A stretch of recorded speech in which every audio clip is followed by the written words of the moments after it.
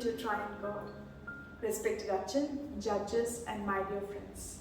Today I am here to speak a few words on the verse taken from the Epistle of St. Paul to Timothy, chapter 4, verses 12. Let your youth does not despise you, but set an example to the believers in conduct and speech, in love, in faith, and in purity. St. Paul describes Timothy as a young, loyal child, and the epistle gives advice how to grow into Christian faith. In today's world, where the youngsters are looked down to and frowned at, St. Paul gives an answer to this through a two-edged message. One, as a word of encouragement, and two, as a piece of advice. You are too young to do this. You are not mature to lead it.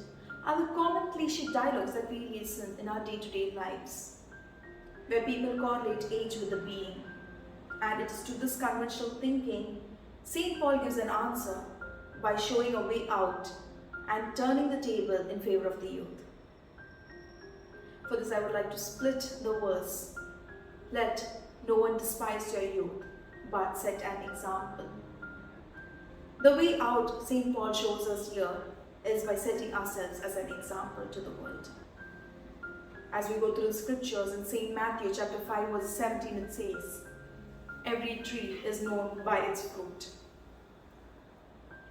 So are the youngsters, their action speaks. And Christianity is a religion of praxis. As we go through the Old Testament, we see the story of Daniel, the story of Shadrach, Meshach and Abednego, where they were taken to serve the king of Babylon. There are two different stories that we listen to in our childhood days, but the situations were the same, where they were asked to do something that they were not in favor of, that their faith did not allow them to do, and they held on to their faith. And we know what happened there.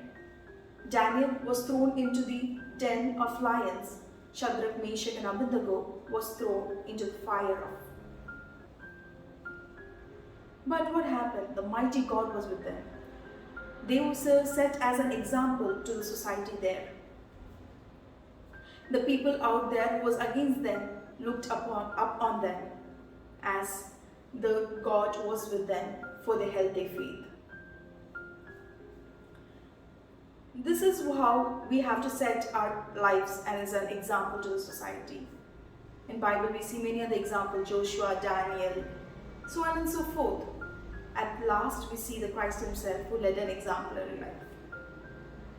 St. Paul also shows the 5 basic ingredients how to lead an exemplary life, that is in conduct, in speech, in faith, in love and in purity. I would like to club the first two, in conduct and in speech.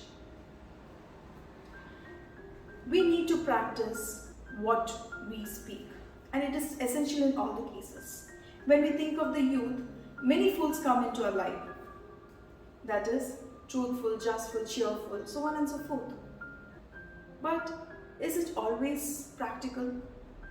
At times when our arguments does not shut down the criticisms, our actions do. And that is where St. Paul calls us for. Next, the 3 gems, faith, love and purity. Faith. God wants us to have that strong faith in Him, that be it at any adverse situation, we will be pulled out by Him, just like Daniel had the faith in God.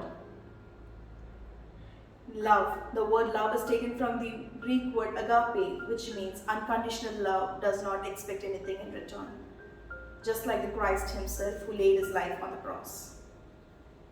Next, the purity. God expects us to have a pure mind, body and soul.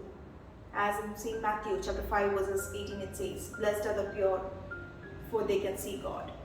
To conclude, in this world which is old enough to think young, we need to lead an exemplary youthful life. As H.W. Longfellow says, youthful days comes along but only once in a lifetime. It is we who have to decide whether it should be an exemplary or a disciplined life. Let not the graying of a hair decide the way our life is being led. Thank you.